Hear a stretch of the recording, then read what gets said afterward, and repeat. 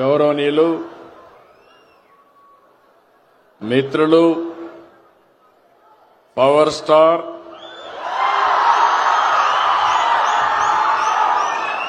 గౌరవ deputy CM Pawan Kalyan గారు,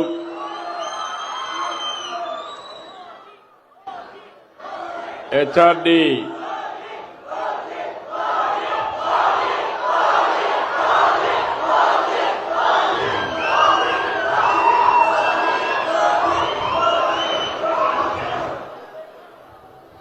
గౌరవ సహచర మంత్రివర్గ సభ్యులు, హ్యూమన్ రిసోర్స్ డెవలప్మెంట్ శాఖ మంత్రి, యువకుడు, ఉత్సాహవంతుడు శ్రీ లోకేష్ గారు, రాష్ట్ర బీజేపీ అధ్యక్షులు గౌరవనీయులు పిఎన్వి మాధవ్ గారు, సహచర మంత్రివర్గ సభ్యులు రామ్ ప్రసాద్ రెడ్డి గారు, సత్యకుమార్ యాదవ్ గారు, స్థానిక శాసనసభ్యులు బోండా ఉమా గారు, విజయవాడ పార్లమెంట్ సభ్యులు కేశినేని శివనాథ్ గారు, ఈరోజు ఈ కార్యక్రమంలో భాగస్వాములైనటువంటి ఆడబిడ్డ బెనిఫిషరీ లలిత గారు, ఇంకొక పక్కన ఇంకొక బెనిఫిషరీ శ్రీనివాసరావు గారు, ఈ కార్యక్రమాన్ని సమర్థవంతంగా నిర్వహించినటువంటి కృష్ణబాబు గారు, గౌరవ శాసనసభ్యులు శ్రీనివాస్ గారు, కలెక్టర్ లక్ష్మీషా గారు, అందరికంటే ప్రత్యేకంగా ఆటో డ్రైవర్లందరికీ పేరు పేరున మీ అందరికీ అభినందనలు, శుభాభినందనలు.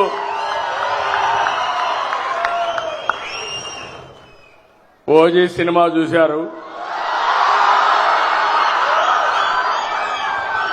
దసరా పండుగ చేసుకున్నారు, విజయవాడ ఫెస్టివల్ చాలా బ్రహ్మాండంగా జరిగింది, విజయవాడ కొత్త కళ వచ్చింది. ఈరోజు మనం అందరం కూడా ఆటో డ్రైవర్ల పండుగ రోజులో ఈరోజు ఉన్నాం. నిన్ననే ఆయుధాల పూజల్లో వాహన పూజ చేశారు, ఆటో పూజ చేశారు. అవునా కాదా అని అడుగుతున్నా. చేశామంటే చేతుల పైకెత్తండి. ఇప్పుడు మీ అందరూ ఒకసారి సెల్ ఫోన్లు చూసుకోండి. ఆటో డ్రైవర్లు డబ్బులు వచ్చిందా లేదా? ఇది నిజమైన పండుగ. గట్టిగా చప్పట్లు కూడా చెప్పండి. ఒక్క నిమిషంలో మీ అకౌంట్ లో డబ్బులు వచ్చింది. మీ ఫోన్లో చెక్ చేసుకున్నారు, బ్యాంకుకు పోయే పని లేదు, కన్ఫర్మేషన్ కూడా వచ్చేసింది. అవునా కాదా అని అడుగుతున్నా. అది ఈ ప్రభుత్వం యొక్క ప్రత్యేకత, అదే ప్రభుత్వం యొక్క పని తీరని మరొక్కసారి మీ అందరికీ విజ్ఞప్తి చేస్తున్నా. ఏం తమ్ముళ్ళు 15,000 కరెక్ట్ గా వచ్చిందా? లంచాలు లేవు కదా, ₹1 ఖర్చు లేదు కదా, తిరిగే పని లేదు కదా. అదే టెక్నాలజీ. నేను ఆ రోజు ఊహించింది, ఈరోజు మా ఆటో అన్నలు కూడా నేరుగా ఏ పని కావాలన్నా సెల్ ఫోన్ ద్వారానే చేసుకుంటున్నారు. అన్ని కూడా పేమెంట్లన్నీ సెల్ ఫోన్ ద్వారానే పే చేస్తున్నారు. ఇది ఒక వినూత్నమైన అనుభవం. ఏం తమ్ముళ్ళు ఇలాంటి పండగ? I'm very happy. మీ ఫోన్లో వచ్చేసింది. గుడ్. ఇప్పుడంతా కూడా ఆఫీస్ చుట్టూరు తిరిగే పని లేదు. ఆటోమేటిక్ గా చెప్పిన రోజున చెప్పినట్లు పనిచేసే ప్రభుత్వం ఈ ఎన్డీఏ ప్రభుత్వం అని మరొక్కసారి విజ్ఞప్తి చేస్తున్నాను. ఇప్పుడే మిత్రులు చెప్పారు, చాలా విషయాలు మాట్లాడారు. ఆటో డ్రైవర్లకు ఎన్నో కష్టాలున్నాయి. నేను కూడా అపోజిషన్ లో ఉన్నప్పుడు అన్ని విషయాలు చెప్పాను. రోడ్లన్నీ అధ్వానంగా తయారైనాయి. సగం డబ్బులు ఖర్చులు రిపేర్లకే పోయినాయి. మీ బాడీ అంతా హూనం అయిపోయింది. ఇంకో పక్క ఛార్జెస్ కూడా విపరీతంగా ఆటోలో డీజిల్ కూడా పెరిగిపోయి అవస్థలు పడ్డారు. అవన్నీ దృష్టిలో పెట్టుకుని నేను మిత్రులు పవన్ కళ్యాణ్ గారు బీజేపీ ఒక పిలుపిచ్చాం. ఆ పిలిపి ఎన్డీఏని గెలిపించమని.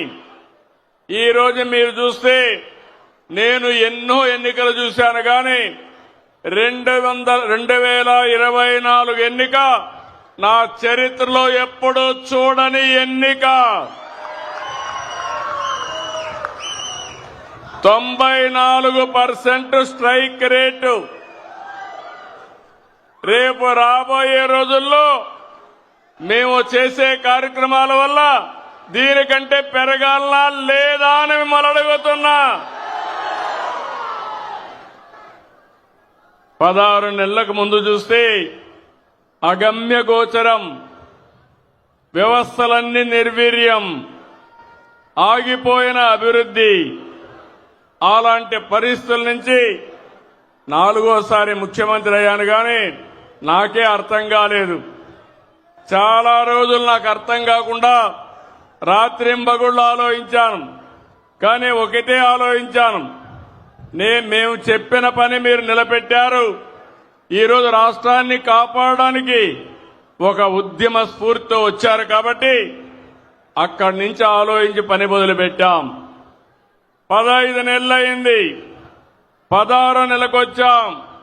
నేను అడుగుతున్నా మిమ్మల్ని అందరినీ, చరిత్రలో ఎప్పుడైనా ఇన్ని సంక్షేమ కార్యక్రమాలు చూశారా అని మిమ్మల్ని అడుగుతున్నా. ఈరోజు ఇక్కడే కాకుండా రాష్ట్రం మొత్తం అన్ని జిల్లాల్లో అన్ని నియోజకవర్గాల్లో డ్రైవర్స్ అంతా కూడా సమావేశమయ్యారు. 175 నియోజకవర్గాల్లో మీటింగులు జరుగుతున్నాయి. అక్కడ ఎంపీలు ఎమ్మెల్యేలు ఉన్నారు. వారందరికీ కూడా నేను మనస్ఫూర్తిగా ధన్యవాదాలు తెలియజేస్తున్నా. ఇక్కడుండే ఆటో డ్రైవర్సే కాకుండా 175 నియోజకవర్గాల్లో ఉండే డ్రైవర్స్ అందరికీ మరొకసారి శుభాకాంక్షలు తెలియజేస్తున్నా. ఈరోజు మీరు చూస్తే ఒక కార్యక్రమం కాదు, నేను ఎక్కువగా అందరూ చెప్పారు కాబట్టి నేను ఎక్కువ చెప్పడం లేదు. సూపర్ 6 ఒకసారి చూస్తే దేశ చరిత్రలో ఎక్కడా జరగని సంక్షేమం ఇచ్చే ఏకైక రాష్ట్రం ఆంధ్రప్రదేశ్ రాష్ట్రం. ఒక్క పెన్షన్లు 4,000, 6,000, 10,000, 15,000. ఇప్పుడే మా ఆడబిడ్డ చెప్పింది, ఆవిడ ఒక ఆటో డ్రైవర్, ఆవిడికి 15,000 వచ్చింది. పిల్లలు 2 చదువుకుంటున్నారు, 30,000 అకౌంట్లో వచ్చింది. తండ్రి నేరుగా కావలిలో ఉంటే ఆటో ఇంట్లో పెట్టి కావలికి 10 రోజులకు 15 రోజులకు వాళ్ళ తల్లిదండ్రులు చూడడానికి పోతా ఉంది. ఎప్పుడు పోయావమ్మా అని అడిగానంత మునుపు, సార్ పండగలప్పుడు పోయేవాడిని, ఇప్పుడు మీరు ఇది పెట్టారు నేరుగా వెళ్ళిపోతున్నానంటే నీ ఆటోలో వెళ్ళలేదంటే దూరం కదా సార్, మీరు బస్సులో పెట్టారు కాబట్టి బస్సు ఎక్కే రోడ్లు బాగున్నాయి, నేరుగా పోయి చూసి వస్తున్నానని చెప్పే పరిస్థితికి వచ్చింది. అంటే మీరు గుర్తుపెట్టుకోవాల్సింది, ఒకప్పుడు ఈరోజు ఇంకొక విషయం గుర్తుపెట్టుకోవాలి. దేశంలో ఎక్కడా లేని విధంగా చెప్పాను, 33,000 కోట్ల రూపాయలు పింఛన్ల కోసం ఖర్చు పెట్టే ఏకైక ప్రభుత్వం మన రాష్ట్ర ప్రభుత్వం ఎన్డీఏ. మన తర్వాత తెలంగాణ 8,000 ఖర్చు పెడుతున్నారు, 8,000 కోట్లు. అంటే ఈరోజు సంక్షేమం అంటే ఏ విధంగా చేస్తున్నామో మీరే చూశారు. మా ఆడబిడ్డలను చూస్తున్నా, ఎక్కడ చూసినా ఫుల్ జోష్లో ఉన్నారు. ఎక్కడికి కావాలంటే మగవాళ్ళని అడిగే పని లేదు. నేరుగా మీరు నిన్న దసరా చూశాను, దుర్గమ్మ తల్లి దగ్గరికి శ్రీకాకుళం నుంచి మంత్రాలయం నుంచి వచ్చి దర్శనం చేసుకున్నారంటే అది స్త్రీ శక్తి పవర్ అని చెప్పి నేను మీకు తెలియజేస్తున్నా. మొన్నటి వరకు మా ఆటో డ్రైవర్లు ఉన్నారు. మీ ఇంట్లో ఉండే మా ఆడబిడ్డలు ఎక్కడన్నా పోవాలంటే మిమ్మల్ని వేది అడగాలి, తీసుకుపోమ్మని ఆటోలో. ఇప్పుడు మిమ్మల్ని అడిగే పని లేదు. ఎక్కడికి పోవాలన్నా నేరుగా వెళ్లిపోయే పరిస్థితికి వస్తున్నారు. అవునా కాదా అని అడుగుతున్నా మిమ్మల్ని. ఇప్పుడే నేను వస్తామంటే మా ఆడబిడ్డ చెప్పింది, ఏమమ్మా ముందుకి ఇప్పటికి వ్యత్యాసం అంటే, అంత మునుపు నేను అడిగితే అప్పుడప్పుడు ఇసుక్కొని ఎప్పుడో ఒకసారి తీసుకుపోయేవాడు.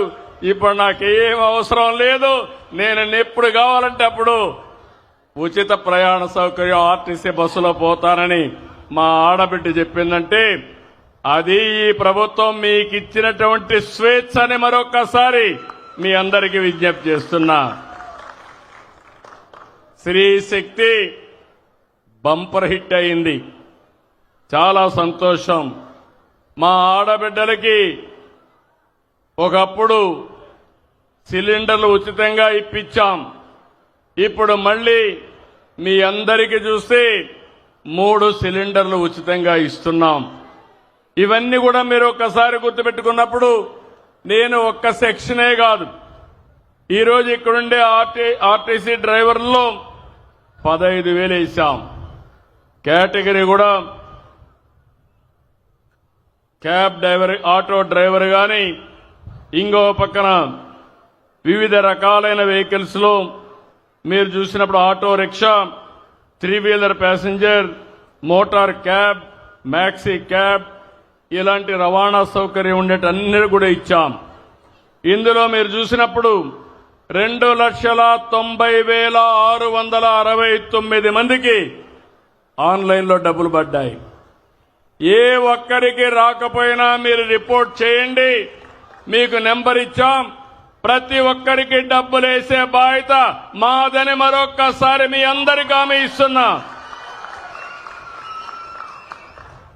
ఇదే కాకుండా ఆటో డ్రైవర్ అంటే చాలా మంది పేదవాళ్ళు ఎక్కువగా ఉన్నారు. అలాంటి ఆటో డ్రైవర్లందరికీ ఇది వర్తిస్తుందని చెప్పి కూడా నేను మీకు తెలియజేస్తున్నా. ఇవి కాకుండా ఇంకొక పక్కన మీరు చూస్తే ఈరోజు రోడ్లన్నీ బాగుపడ్డాయి. ఇప్పుడే నేను మంచి అవకాశం ఆటో డ్రైవర్ ఫ్యామిలీతో ట్రావెల్ చేశాను. ఆ కుటుంబ వివరాలన్నీ కనుక్కున్నాను. ఈరోజు ప్రతి ఒక్కరికి ఒక ఆశలున్నాయి. నేను ప్రయాణించిన ఆటో డ్రైవర్ అయితే వాళ్ళ నాన్న కూడా డ్రైవర్, కాబట్టి ఈయన కూడా డ్రైవర్ అయ్యే పరిస్థితికి వచ్చాడు. కానీ ఆ 2 పిల్లల్ని ఆలోచించాడు. 2 కొడుకులున్నారు, 2 గురించి ఆలోచించాడు. నేను పడిన కష్టం నా పిల్లలు పడకూడదని, ఎన్ని కష్టాలైనా చదివిస్తామని ఆ కుటుంబం ముందుకు పోయే పరిస్థితికి వచ్చారు. వాళ్ళని ఒకసారి ఇక్కడికి రమ్మంటున్నా, ఒక ఆదర్శం ఈ కుటుంబం. రండి, ఇక్కడ అందరూ 4 రండి.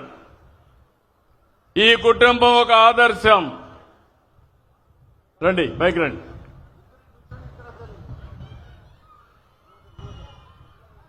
ఈ కుటుంబం తమ్ముళ్ళు కూర్చోండి అమ్మా, ఒక్క నిమిషం మీరు అటు కూర్చోవాలి, వెనకాల కనపడాలి. వీళ్ళు చూస్తే నీ పేరు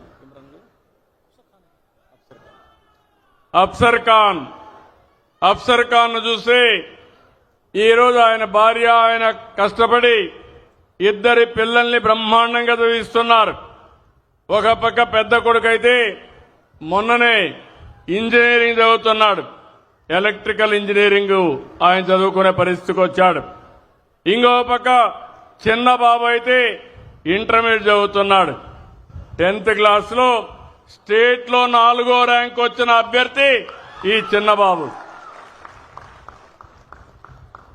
ఒక ఆటో డ్రైవర్ కుటుంబం, ఒక స్ఫూర్తిదాయకమైన కుటుంబం. ఈ ఆడబిడ్డ అయితే ఇంట్లో ఉన్నప్పుడు భర్తకు చేదోడుగా ఉండాలని కుట్టు మిషన్ ఇవన్నీ పెట్టుకొని నెలకు 4-5 రూపాయలు ఆవిడ సంపాదిస్తుంది. 2 కలిసి మేము చదువుకోలేదు, మా పిల్లల భవిష్యత్తు బ్రహ్మాండంగా ఉండాలని 2 పిల్లల కోసం వాళ్ళు ఒక నిర్ణయం తీసుకుని బ్రహ్మాండంగా మోటివేట్ చేశారు. ఇలాంటి కుటుంబాలన్నీ కూడా ఆటో డ్రైవర్ని చూశాను. ఇప్పుడే ఇంకొక ఆటో డ్రైవర్ మా మాధవ్ గారు వచ్చారు. ఆ ఆటో డ్రైవర్ పిల్లలు చూస్తే ఒక ఆడబిడ్డ ఎంబీఏ చేస్తా ఉంది. అంటే మన ఆటో డ్రైవర్ పిల్లలు గుర్తుపెట్టుకోవాలి, తెలివితేటలున్నాయి, శక్తి సామర్థ్యాలున్నాయి, మట్టిలో మాణిక్యాలు. ఈ పిల్లల్ని చదివిస్తే ప్రపంచాన్ని శాసించే శక్తి మన పిల్లలకుంది. ఆ పని నేను చేస్తానని మీ అందరికి హామీ ఇస్తున్నా. మీ జీవితాలే కాదు, మీ పిల్లల భవిష్యత్తు బంగారు భవిష్యత్తు చేసే బాధ్యత నాది. కూర్చోండి. ఈరోజు ఇంకో పక్క చూసినప్పుడు ఇక్కడ రోడ్ల విషయంలో ఇప్పటికే 3,400 కోట్లు పెట్టాం. 23,000 కిలోమీటర్లు మరమ్మతులు చేశాం. నేను ఒకటే హామీ ఇస్తున్నాను, భవిష్యత్తులో ఎక్కడా పార్ట్ హోల్సే ఉండవు. పోయిన 5 ఏళ్లు గుంతలే గుంతలు. నేను రోడ్డు వేసి వెళ్ళాం, వాళ్ళు వచ్చి గుంతలు దువ్వే పరిస్థితికి వచ్చారు. ఇప్పుడు మళ్లీ నేను అన్ని పూడ్చాను. మళ్లీ శాశ్వతంగా గుంతలు పడే పరిస్థితి రాకుండా చూసుకునే బాధ్యత మీదని ఆటో డ్రైవర్లందరికీ విజ్ఞప్తి చేస్తున్నా. ఇంకొక పక్క మీరందరూ చూస్తే ఇంట్లో నుంచి గ్యాస్ అంతా వంట చేసుకోవాలంటే రూపాయి ఖర్చు లేదు. నిత్యావసర వస్తువులు ఇస్తున్నాం. ముసలి వాళ్ళుంటే పింఛన్లు ఇస్తున్నాం.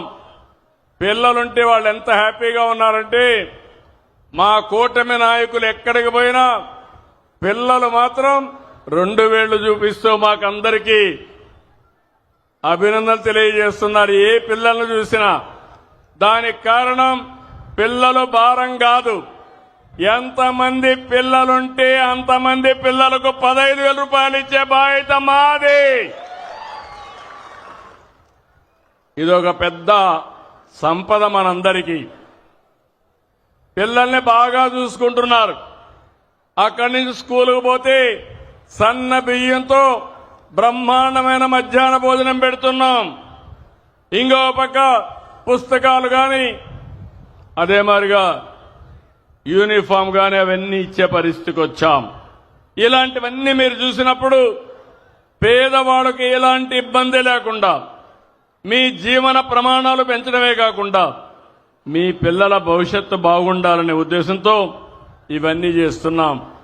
ఇప్పుడు మీరు బయట వస్తే అన్నా క్యాంటీన్లో 5 రూపాయలకే టిఫిన్ అవునా కాదా అని అడుగుతున్నా.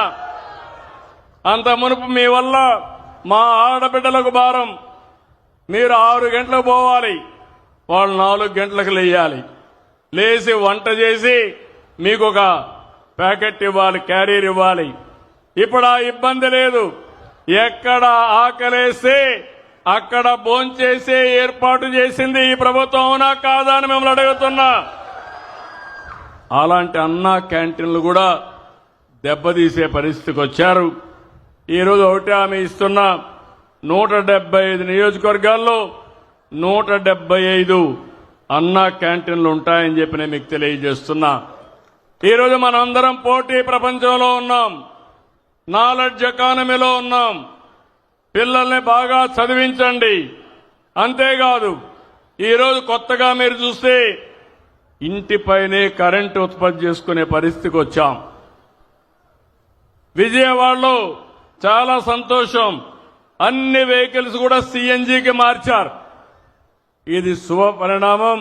98% వెహికల్స్ అన్ని సిఎన్జి వెహికల్స్ ఉన్నాయి. ఆటో డ్రైవర్ని మనస్ఫూర్తిగా అభినందిస్తున్నా. మంచి పని చేశారు మీరు. రాబోయే రోజుల్లో వీలైనంత వరకు సిఎన్జి గాని ఎలక్ట్రికల్ వెహికల్స్ పోతామని చెప్పి కూడా నేను మీకు తెలియజేస్తున్నా.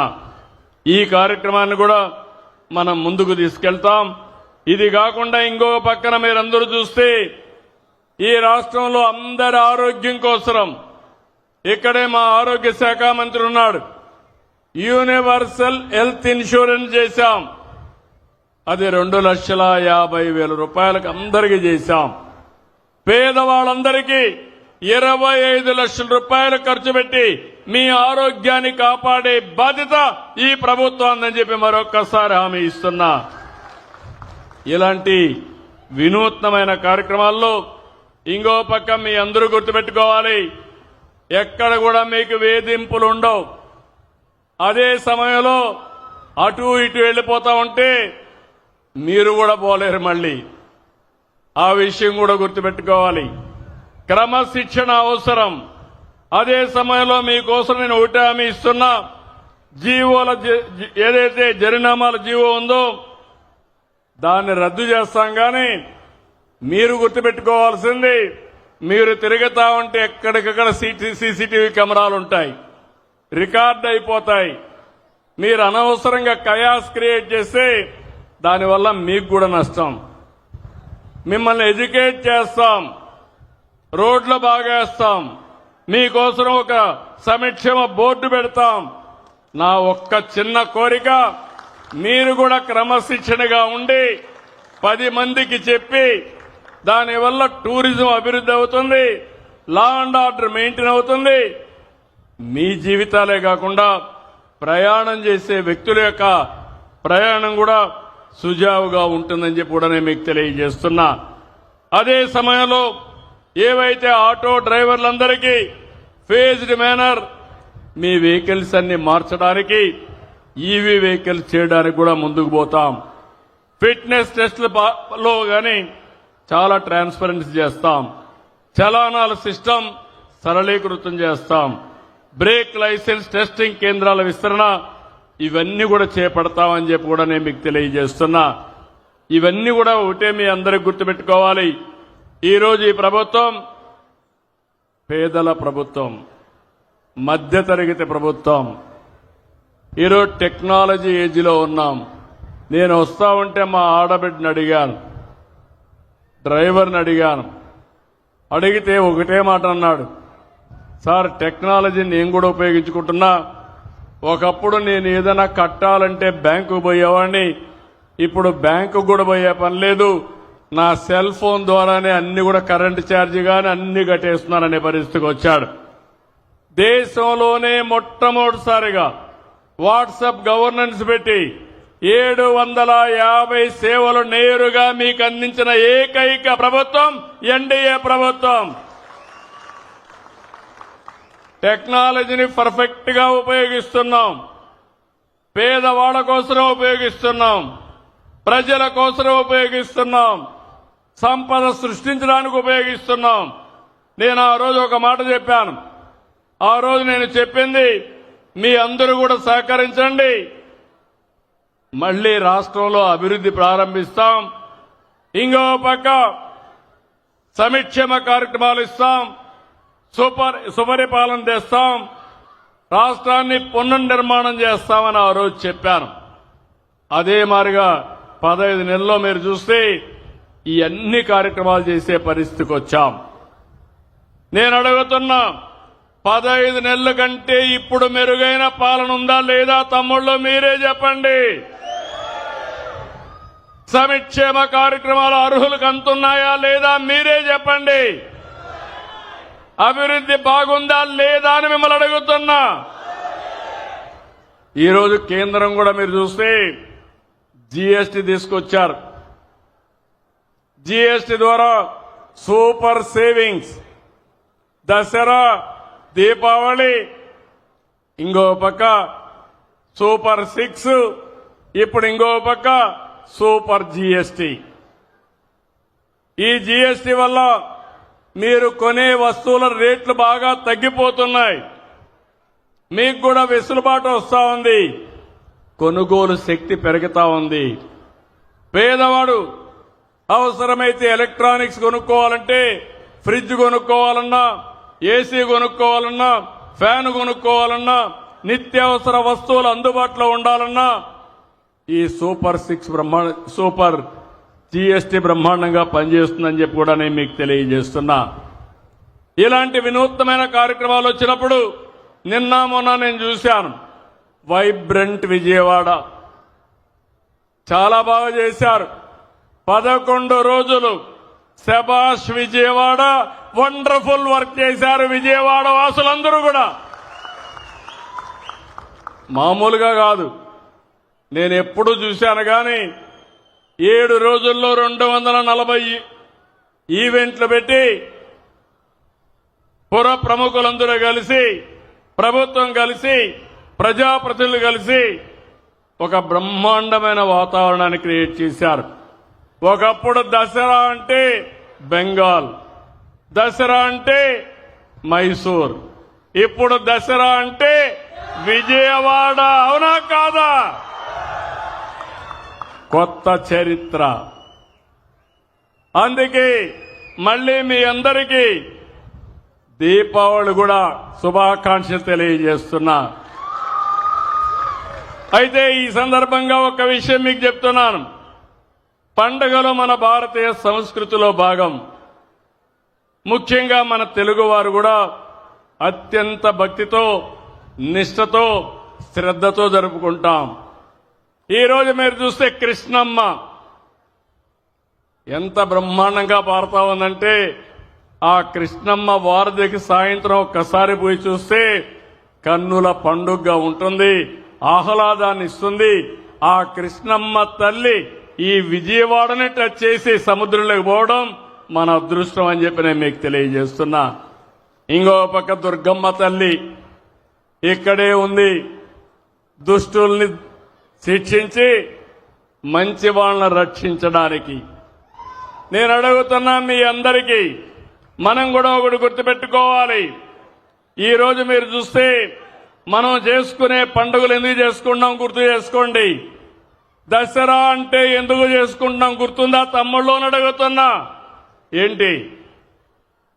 మహిషాసురుడు ప్రజల్ని వేధిస్తే ఆ వేధింపులు భరించలేక ప్రజలు ఇబ్బంది పడతా ఉంటే దుర్గమ్మ వచ్చి మహిషాసురుణ్ణి చంపి ప్రజల్ని రక్షించింది. అవునా కాదా అని మిమ్మల్ని అడుగుతున్నా. నిజమేనా? ఇంకో పక్క దీపావళి వస్తా ఉంది. దీపావళి అంటే అప్పుడు నరకాసురుడు ఒక రాక్షసుడు ఉండేవాడు. ఆ రాక్షసుడు అందరినీ ఇబ్బందులు పెట్టేవాడు. అప్పుడు సాక్షాత్ శ్రీకృష్ణ భగవానుడు సత్యభామతో కలిసి వచ్చి ఆ నరకాసురుని చంపి ప్రజల జీవితాల్లో వెలుగులు నింపాడు. అవునా కాదా అని మిమ్మల్ని అడుగుతున్నా. అందుకే దీపావళి బ్రహ్మాండంగా చేసుకుంటున్నాం. దసరా బ్రహ్మాండంగా చేసుకుంటున్నాం. దీంట్లో ఒక మెసేజ్ ఉంది. దుష్టుల్ని ఎట్టి పరిస్థితుల్లో ఉపేక్షించకూడదని నేను అడుగుతున్నా. ఇప్పుడు మిమ్మల్ని అందరినీ 2004లో ఏం తమ్ముళ్ళు ఎవరన్నా నవ్వే పరిస్థితిలో ఉన్నారా ఈ రాష్ట్రంలో? పండుగలు చేసుకునే పరిస్థితిలో ఉన్నారా ఈ రాష్ట్రంలో? ఆటో డ్రైవర్లు స్వేచ్ఛ ఉందా ఈ సమయంలో? మీటింగులు పెడితే పరదాలు కట్టుకొని వచ్చేవాళ్ళు. మేము జల్సాగా 11 కిలోమీటర్లు ఆటో ఎక్కి నేరుగా ఇక్కడికి వచ్చాం. ఎప్పుడన్నా చూశారా ఇలాంటి సంఘటన మీరు? ఇంకో పక్క ఇక్కడ మీటింగ్ పెడితే పారిపోతారని గోతులు దువ్వేవాళ్ళు, కందకాలు తీసేవాళ్ళు. అన్నీ పోయినాయి. రాష్ట్రం విధ్వంస పాలైంది. నా జీవితంలో చాలా మంది వ్యక్తులను చూశాను కానీ మొన్న చూసిన విధ్వంసం నా జీవితంలో చూడలేదని చెప్పి కూడా నేను మీకు తెలియజేస్తున్నా. 1-2 కాదు, నాసి రకం మద్యం, పేదవాళ్లకు దక్కవలసినటువంటి ఇసుక, పేదవాళ్లకు ఇవ్వాల్సిన ఇంట్లో కూడా, ఇంటి జాగాల్లో కూడా బొక్కేసే పరిస్థితికి వచ్చారు. ఎక్కడ చూసినా ఇష్టారాజ్యంగా జరిగింది. అందుకే నేను మిమ్మల్ని అడుగుతున్నా, ఇలాంటి దుర్మార్గులు రాజకీయాలకు పనికొస్తారా తమ్ముళ్ళు అని మిమ్మల్ని అడుగుతున్నా. మీరు అప్రమత్తంగా ఉండాలా లేదని అడుగుతున్నా. మీకు ఇచ్చిన దసరా సందేశాన్ని గుర్తుపెట్టుకుంటారా అని మిమ్మల్ని అడుగుతున్నా. దీపావళి గుర్తుపెట్టుకుంటారని మిమ్మల్ని అడుగుతున్నా. మళ్ళా ఈ రాష్ట్రంలో ఇలాంటి దుష్ట శక్తులు రాకుండా, మళ్ళా మనకు చెడు జరగకుండా మనం కాపాడుకోవాల్సిన అవసరం ఉంది. అదే చరిత్ర నేర్పిన పాఠం, అదే మనకు వారసత్వంగా వచ్చే పండగలని చెప్పి నేను మీకు తెలియజేస్తున్నా. ఈరోజు మిమ్మల్ని కోరేది, ఎక్కడికక్కడ వైకుంఠ పాడి వద్దు. మన వాళ్ళకు ఒకటి ఉంది, అన్నీ ఇచ్చిన తర్వాత ఆలోచిస్తారు. అన్నీ ఇచ్చారు, ఇంకొకటి వస్తే ఏదో ఇస్తాడని. ఏమి ఇవ్వడు, ఉండే అన్ని పీకేస్తాడు. ఆ విషయం మీరు గుర్తుపెట్టుకోవాల్సిన అవసరం ఉంది. ఎప్పుడు కూడా ఒకటి గుర్తుపెట్టుకోవాలి. ఈరోజు గుజరాత్లో 25 సంవత్సరాల నుంచి ఒకటే పరిపాలన ఉంది, అదే బీజేపీ పరిపాలన.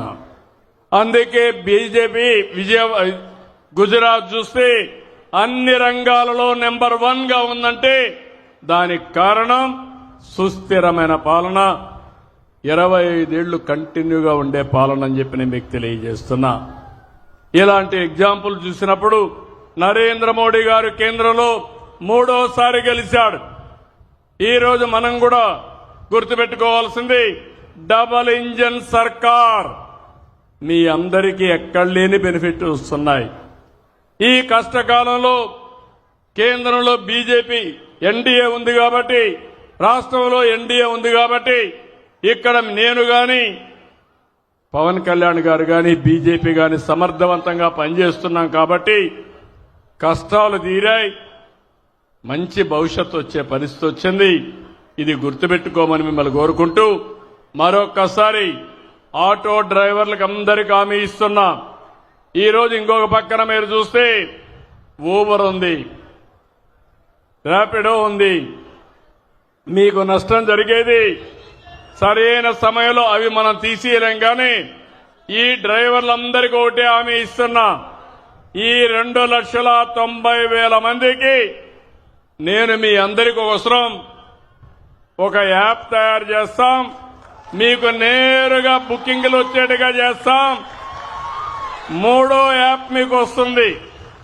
అదంతా కూడా మీరు ఎక్కడున్నా ఎలాంటి బిజినెస్ వస్తుందో మీ దగ్గర ఇచ్చే బిజినెస్ ని 24 గంటల ఆటో స్టాండ్కి పోయి పడిగాపులు కాసే పని లేకుండా టెక్నాలజీల వల్ల వచ్చే లాభాలను మీకు ఇచ్చే బాధ్యత మాది. దాన్ని అందిపుచ్చుకునే బాధ్యత మీది. అవసరమైతే ఆటో డ్రైవర్ సంక్షేమ బోర్డు ఏర్పాటు చేస్తాం. అందులో మిమ్మల్ని మెంబర్లుగా పెడతాను. మీ భవిష్యత్తు కోసం పనిచేస్తుంది. అందులో ఒక భాగం యాప్ తీసుకొచ్చి కంట్రోల్ రూమ్ బట్టి మీకు బిజినెస్ మీకే ఇప్పించే బాధ్యత మీ సంఘమే తీసుకున్నట్టుగా చేసే బాధ్యత నాదని మీ అందరికీ విజ్ఞప్తి చేస్తున్నా. ఇలాంటి వినూత్నమైన ఆలోచనలకి మీరు కూడా సహకరించండి. నేను కూడా మీకు అండగా ఉంటానని మరొకసారి తెలియజేసుకుంటూ ఈ రోజు ఈ కార్యక్రమానికి వచ్చిన మిమ్మల్ని అందరినీ పేరు పేరున అభినందనలు. ఆటో డ్రైవర్లకు ఒకటే విజ్ఞప్తి, మీరు ఆటో ఎక్కినప్పుడు మీకు మంచి చేసిన ప్రభుత్వం గురించి 10 మంది ప్రయాణికులకు చెప్పండి. అది చెప్పి మీరు ముందుకు తీసుకెళ్ళండి.